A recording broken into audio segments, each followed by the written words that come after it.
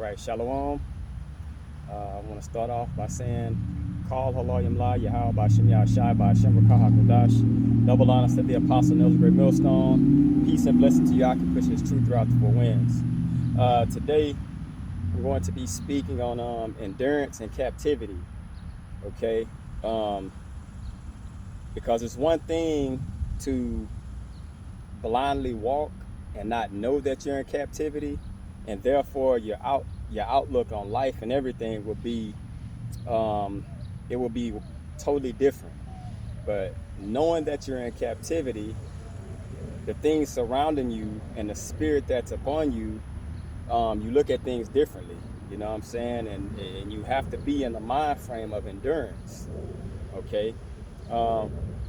This is Jeremiah 20:5. It says, "Moreover, I will deliver all the strength of this city and all the labors thereof, and all the precious things thereof, and all the treasures of the kings of Judah will I give into the hand of their enemies," okay, "which shall spoil them and take them and carry them to Babylon."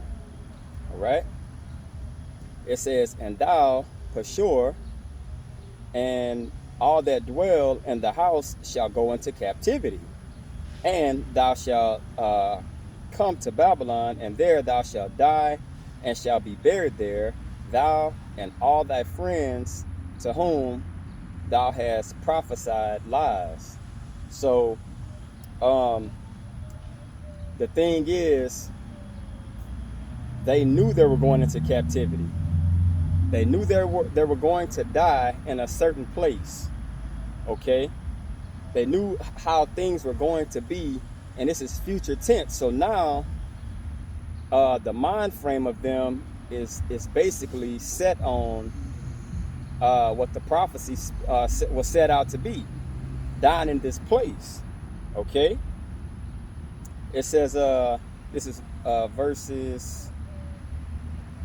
7. It says, "Lord, thou hast deceived me, and I was deceived. Thou art stronger than I, and hast prevailed. I am in derision daily. Everyone mocketh me." So now it's the mind frame of knowing what's going to happen. Okay. It says, "For since I spake, I cried out, I cried violence and spoil, because the word of the Lord was made a reproach unto me, and a derision daily." Verse 14, now check this out. "Cursed be the day wherein I was born." Okay, so knowing that you're in captivity and knowing the outcome of that captivity, you don't want to endure. You know what I'm saying? But you have to. Okay? But you have to. They knew that the end of their story was going to be death, because it was basically them coming off prophesying, thinking it was right, in deceit. Okay? It says, let's see. "Because the word of the Lord was made a reproach unto me, and a derision daily." It said, "Cursed be the day wherein I was born. Let no day wherein my mother bare me be blessed." Okay? "Cursed be the man who brought tidings to my father, saying, A man, a child is born unto thee, making him very glad." Okay? It says, "And let that man be as the cities of the Lord overthrew, and repented not. And let him hear the cry in the morning, and the shouting at noontide, because he slew me not from the womb." Now this sounds like he regrets living. You know what I'm saying? Because when you know what's inevitable, and this will be speaking like for people who really don't know, and for people who does know. You know, now we know we're in captivity. You know what I'm saying? The men of Yahweh Bashem Yahshai, we actually know that we're captives here. Now everyone else, they don't know. Outside of the elect, they don't know. But we know. Okay, so imagine when they find out. Like when you go into Wisdom of Solomon chapter 5, it says they're going to be basically trying to repent unto you. You know what I'm saying? Because you warned them of these things. Okay? But the ones that do know, enduring in this captivity, you know what I'm saying, it's a must. All right? Because you don't want to fall into the line of those that don't know and you actually do. You know what I'm saying? Because you imagine the Lord taking his spirit away from you and you still have knowledge of the truth. But the thing is, you can't repent and you can't get it right. You actually have it in the back of your mind the whole time. You know what I'm saying? Don't think that people that fell out of the truth don't have a clue on what's going on. You know what I'm saying? The thing is, they can't do nothing about it. You know what I'm saying? Because the Lord pulled that spirit away from them. Okay? They're not going to be able to repent. You know what I'm saying? Because it's of Yahweh Bashim Yahshua's will. Okay? It says, cursed be the man that brought tidings to my father, saying, a man-child is born unto thee, making him very glad, and let that man be as the cities of Yahweh Bashim Yahshua, that which Yahweh Bashim Yahshua overthrew, and repented not.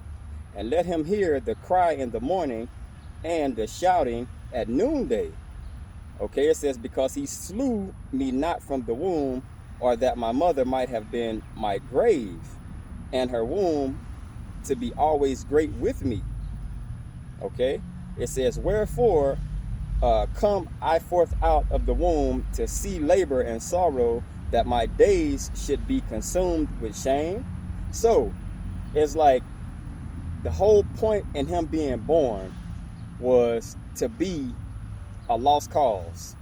Okay, the whole point and a lot of people being born is a lost cause. Let the multitude perish that were born in vain. Okay, so the importance of endurance is you don't want to actually fall into the place of being in a mind frame of 2/3.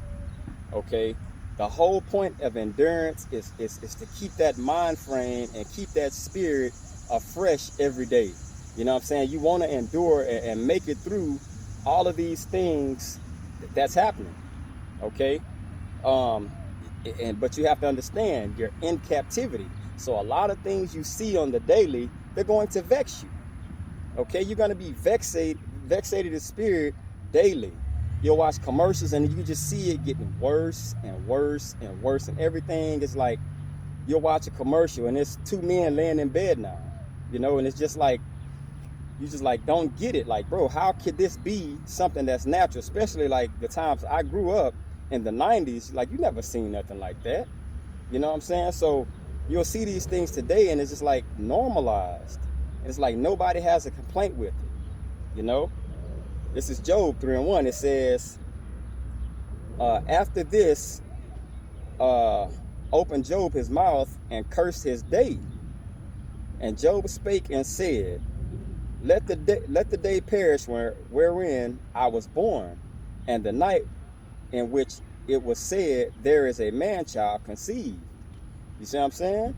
So the thing is, the times that you're born, the times that they were born, when they actually started going through the physical captivity, when they started seeing the physical captivity and going through all of the curses and things that you're put in, when you're put in uncomfortable positions, you start recognizing this really is captivity. You know what I'm saying? But when things are going well, nobody really has a complaint. Okay? But now it's cursed the day that you were born, because you're starting to feel and see, and Job was a righteous man, you know what I'm saying? But you see that captivity and it's like, jeez, man, like, you know what I'm saying? It brings a certain feel to you. It's like, man, I hate this place. You know what I'm saying? But you have to endure, because it rains on the just and the unjust. You know what I'm saying? But you have to endure through all things, you know? It says, let the day perish wherein I was born, and the night in which it was said, there is a man-child conceived. Let that day be darkness. Let not the Most High regard it from above, neither let the light shine upon it. because it shut not up the doors of my mother's womb, nor hid sorrow from mine eyes. So when you come into this place and you realize, when you wake up to this truth, you don't want to celebrate no birthday, because you know that it's greater and it's supposed to be greater for you.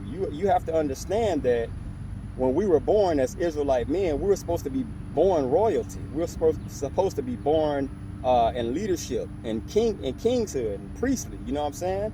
So when you realize, when you wake up, that you're in captivity, just imagine how you felt before you realized that you were an Israelite. You had goals, you had things in life you were trying to accomplish or wanted to accomplish. A lot of us wanted to be athletes and things of that nature. But when you woke up to the truth, you realize, bro, this shit vanity. This shit is like total vanity.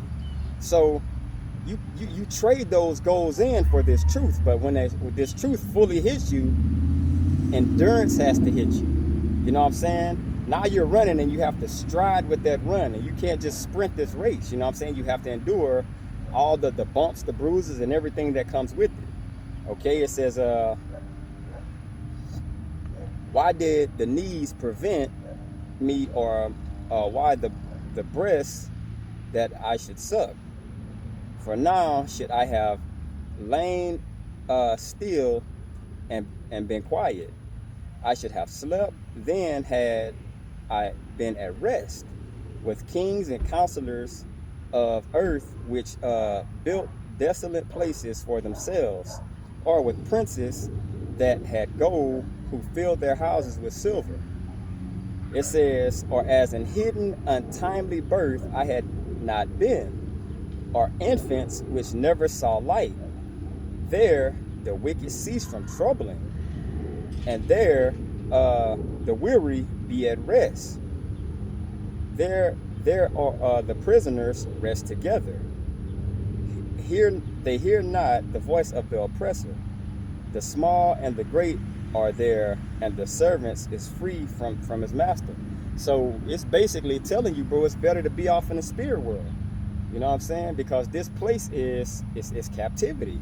You know what I'm saying? You don't get no comfort. You're not at peace. You know what I'm saying? Everything is against you. You know what I'm saying? But when you realize this, you have to understand to keep in your mind endurance, and constantly grinding, and constantly being in the spirit and mind frame of trying to be righteous through Yahweh Shem Yahushua. Okay? You don't never want to throw the towel in. Just constantly endure. Okay? This is all about endurance. You know what I'm saying? And the ones that endure all these things, they're going to be saved.